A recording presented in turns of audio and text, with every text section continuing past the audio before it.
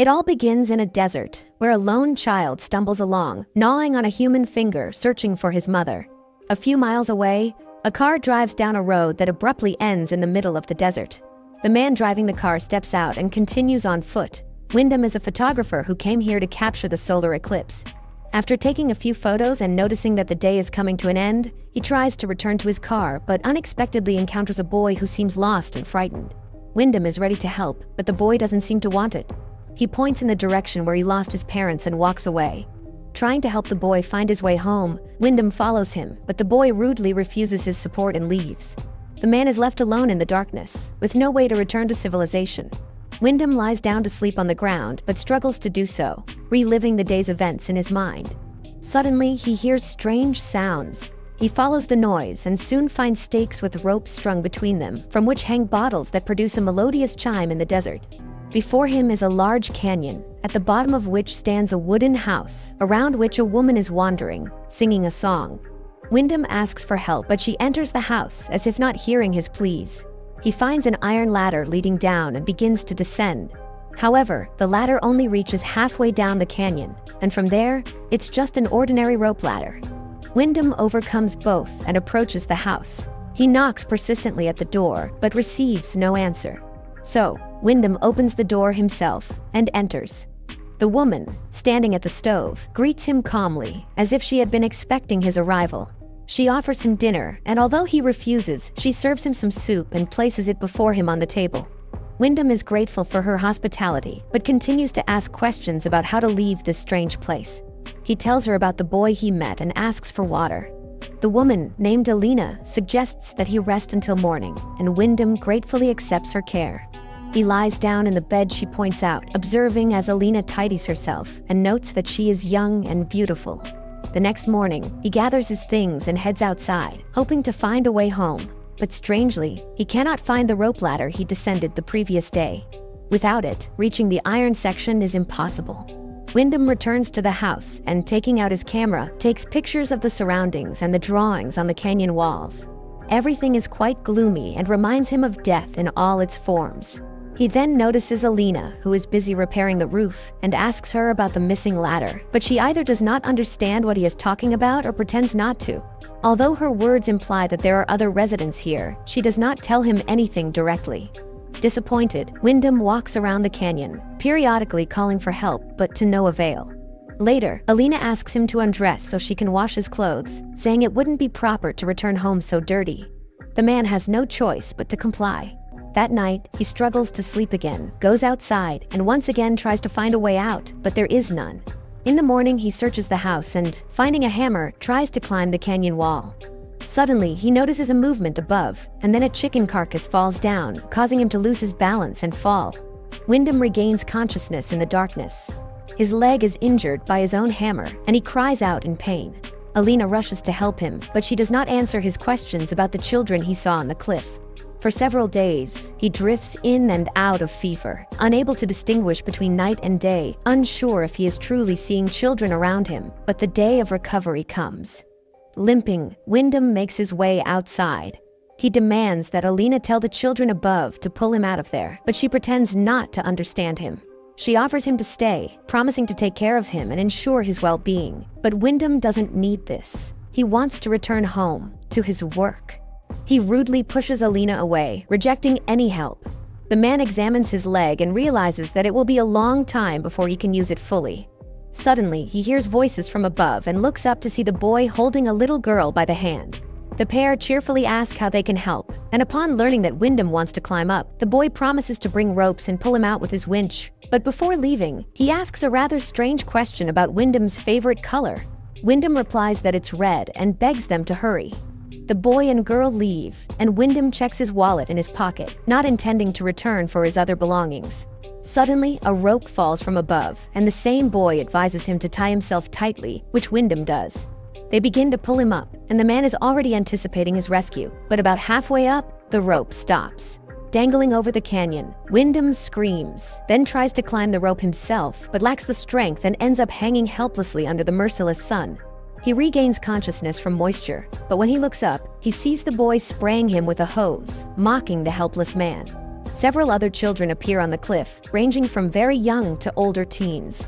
They are all dressed in clothes obviously taken from other people and behave inappropriately.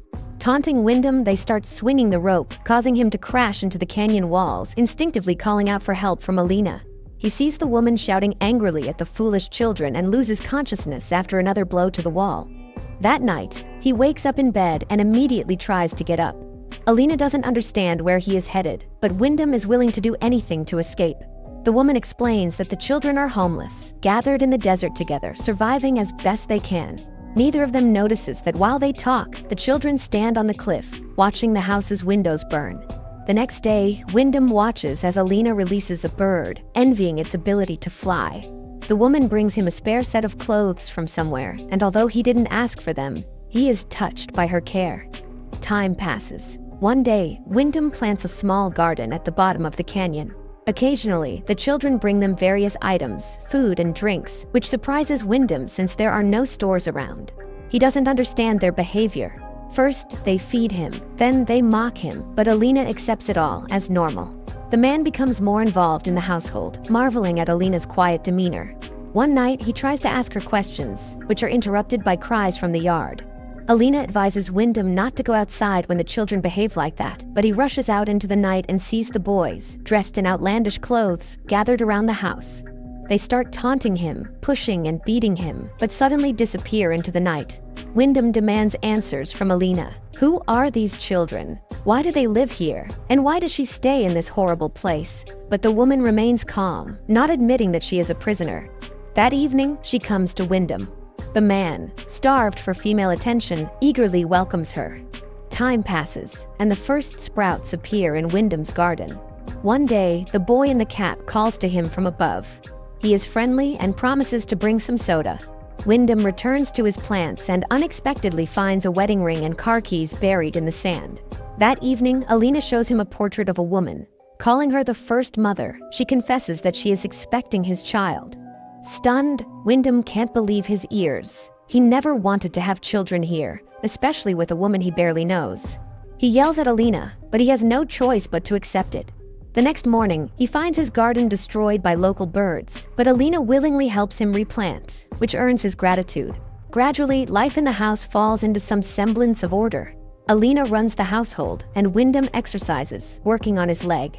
One day, the boy in the cap visits again. He is very curious and asks Wyndham many questions. Wyndham asks him to help Alina, as she is going to have a child, and they will need a doctor. The man asks the boy to bring some rope and something heavy to use as a counterweight. He plans to climb out and take them to the city, where he can take care of the woman and the boy. The boy promises to do everything when everyone is asleep or gone, but then one of the older boys appears and takes him away.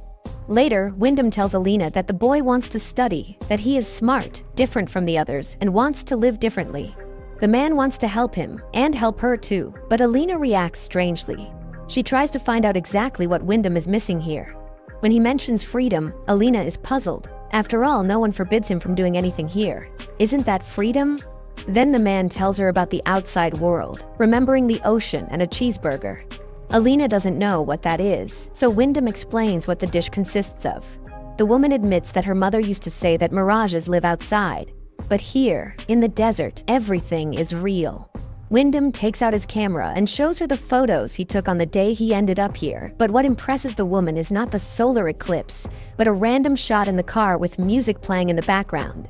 At night, he has nightmares about the terrifying faces of the children mocking someone.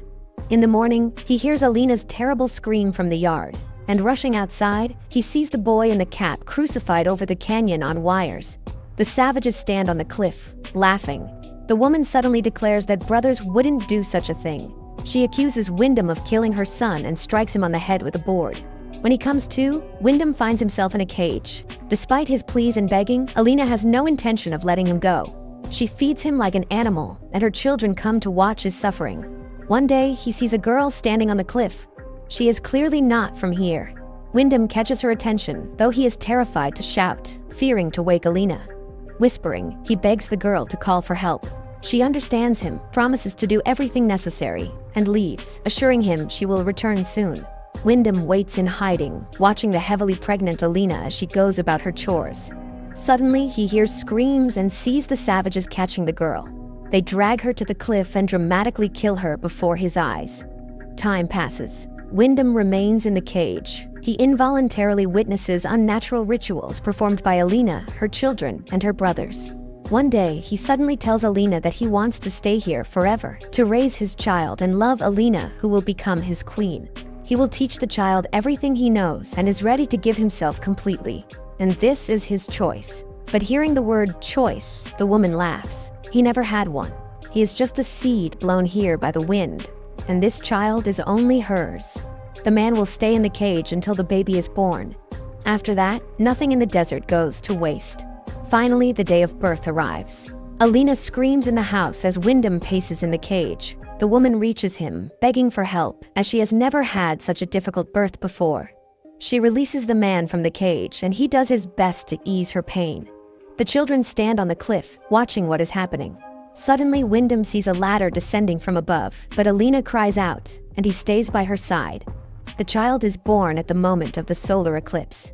Wyndham takes the baby girl in his arms and kisses her, overjoyed to be a father. Alina begs him to give the baby to her, and when she receives the child, she promises to feed and protect her until she becomes the new mother. Then she will fulfill her purpose, just as Wyndham has fulfilled his now. At that moment, the boy sneaks up and slits the man's throat, exulting over the collapsing body, assuring him that he is doing it for the mother. Later, Alina gathers Wyndham's belongings and packs them in a chest, then goes to the baby, promising her that everything will be fine. Meanwhile, Wyndham's body decomposes in the yard of the house, sprouting grass and turning to dust. This is where this unusual film ends.